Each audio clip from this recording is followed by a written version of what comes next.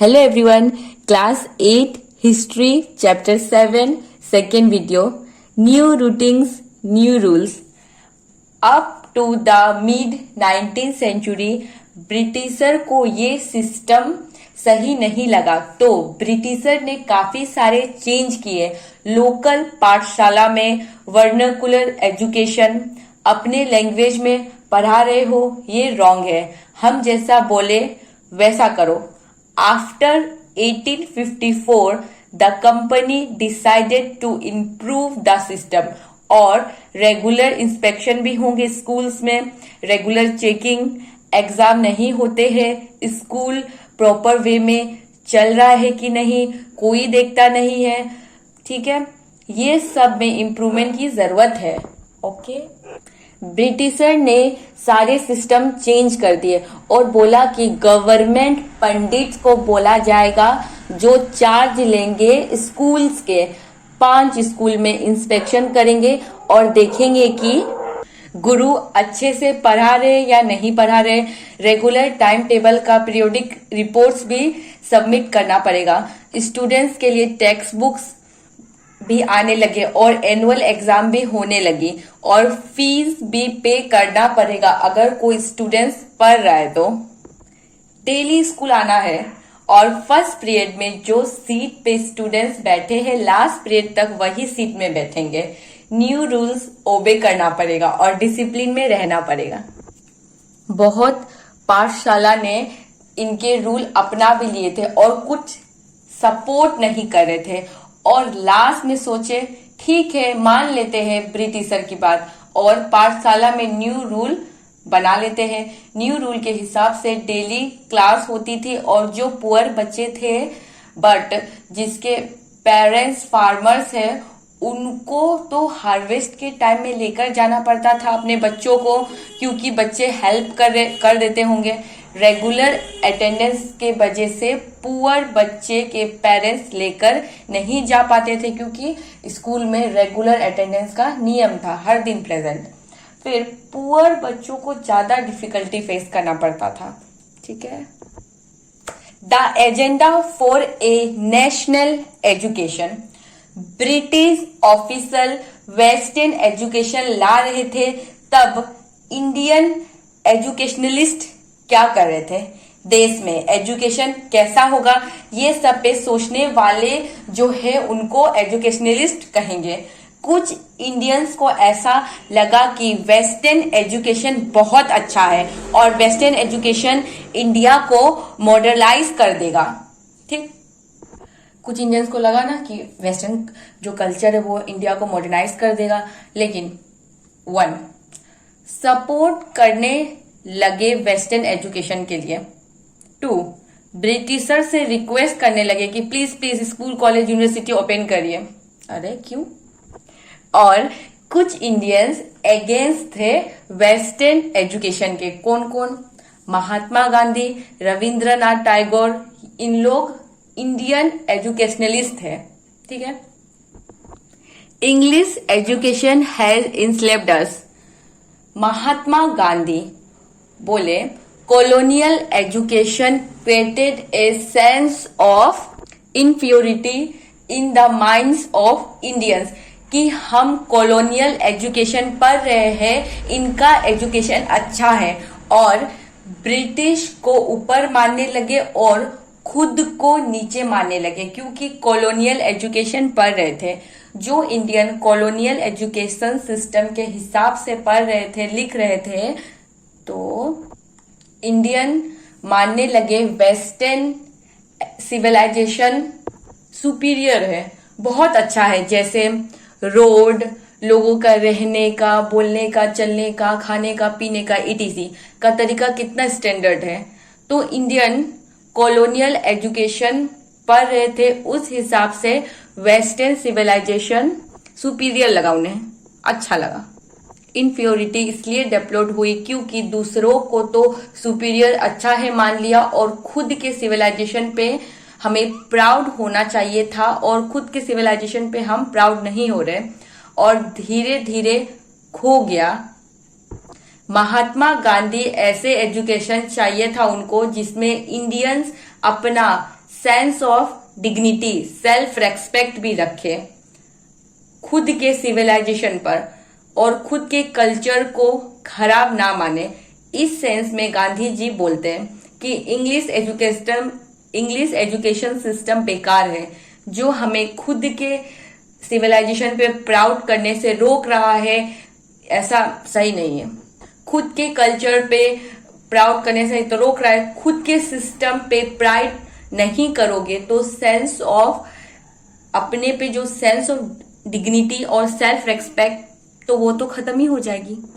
खुद का dignity self respect खत्म हो जाएगा अगर खुद का कल्चर सिविलाइजेशन पे प्राइड गर्व ना करोगे तो।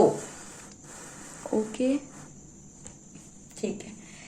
इंडियन लैंग्वेज में ही टीचिंग होनी चाहिए, ऐसा बोल दिया गांधी जी ने।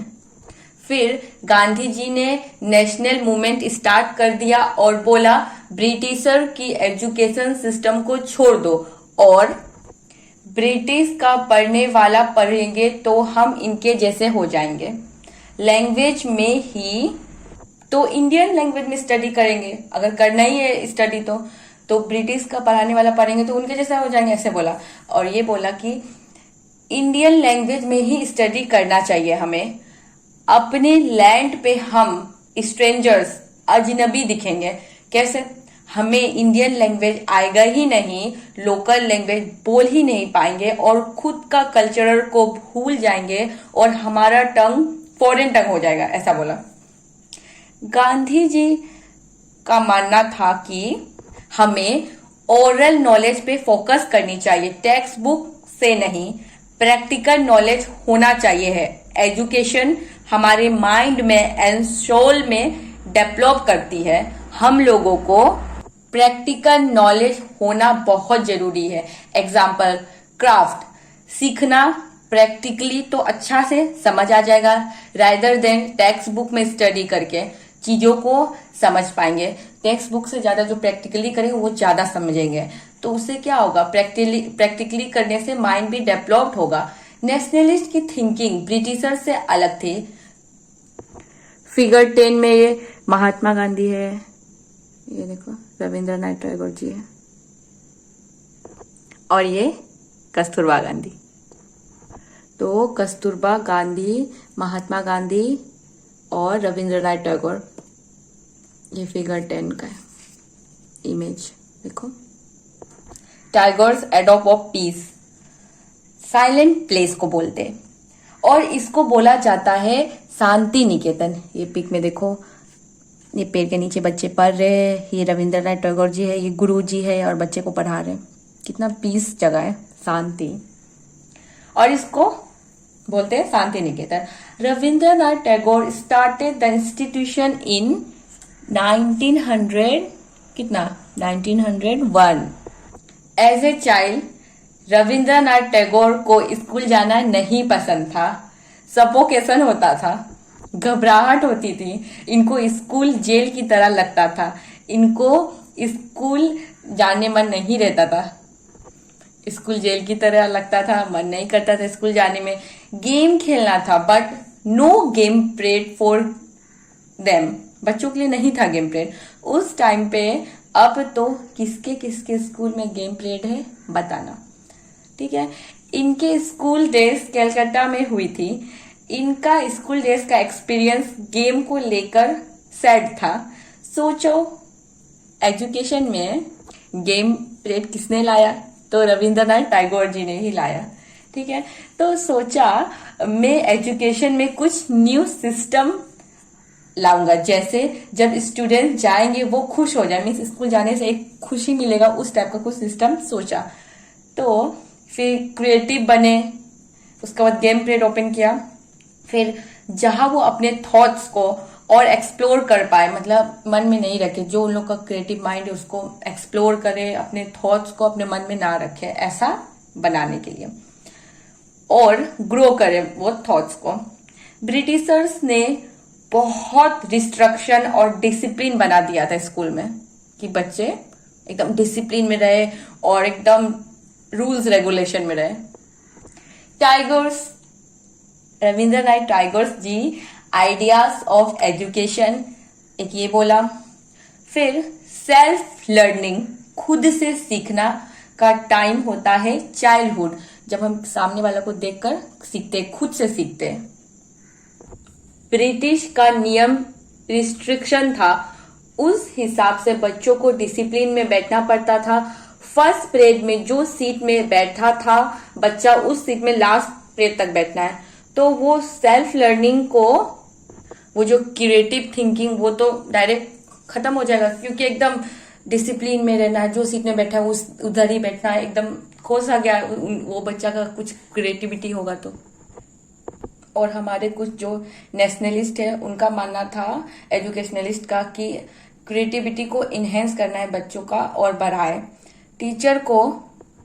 टीचर्स को इमेजिनेटिव होना पड़ेगा और ऐसा सोचना है स्टूडेंट्स किस तरह से थिंक कर रहे हैं, और स्टूडेंट्स में क्यूरियोसिटी जनरेट करना जरूरी है, तब स्टूडेंट्स का मन भी करेगा आगे पढ़ने का। अब क्या होगा, कल क्या होगा, इस टाइप का।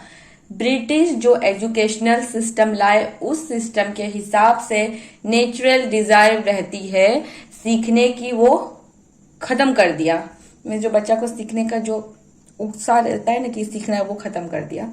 ब्रिटिशर का एजुकेशनल सिस्टम, सब चीजों को ध्यान में रख के रविंद्रनाथ टैगोर ने एक इंस्टीट्यूशन शुरू किया 1901 में। कलकत्ता से 100 किलोमीटर दूर स्कूल ओपन किया गया और उस स्कूल का नाम है शांति निकेतन।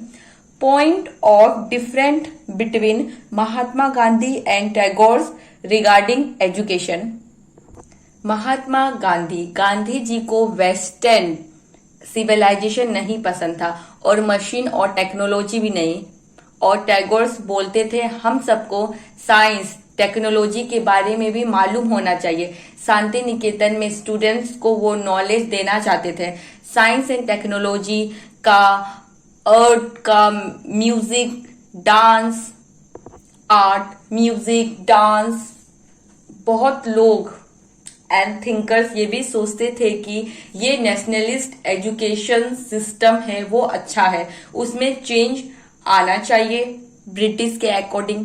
ब्रिटिश का मतलब ये था कि ये जो हमारा एजुकेशन है सिस्टम, वो अच्छा नहीं है, चेंज करना है उसको, कुछ ऐसे बोलते थे।